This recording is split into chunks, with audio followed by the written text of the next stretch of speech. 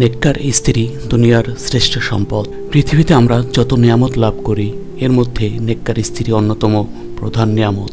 স্ত্রী নেককার ও চরিত্রবান হলে পরিবারে জান্নাতি আবেশ বিরাজ করে, অন্যথায় শান্তির পরিবার হয় সাক্ষাৎ জাহান্নাম। তাই তো হাদিসের ভাষায় নেককার স্ত্রীকে উত্তম নিয়ামত এবং মহা সৌভাগ্য বলা হয়, আর বদকার স্ত্রী হলো দুর্ভাগ্যের খোলা দরজা। রাসূল সাল্লাল্লাহু আলাইহি ওয়াসাল্লাম ইরশাদ করেন, আদম সন্তানের সৌভাগ্য তিনটি আর দুর্ভাগ্যও তিনটি।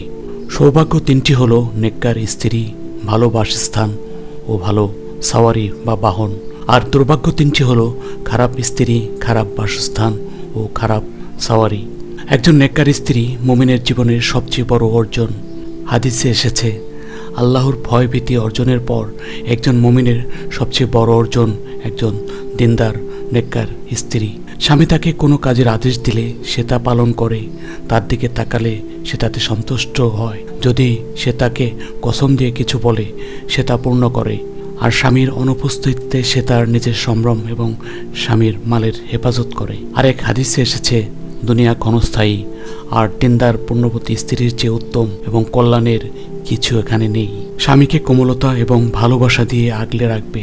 যতক্ষণ না স্বামী অন্যায়ের আদেশ দেন ততক্ষণ সে আনুগত্য করে যাবে এবং কোনো অসুবিধা এবং সমস্যার সম্মুখীন হলে তাকে সাহায্য করবে।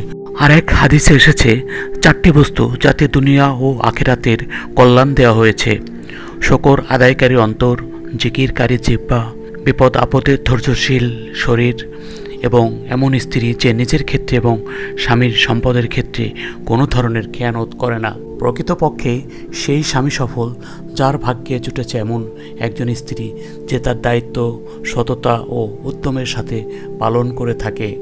তার সংসার হয় সুখের রাজ্য। এজন্যই বলা হয় একজন নেককার স্ত্রী হলো দুনিয়ার সবচেয়ে শ্রেষ্ঠ সম্পদ।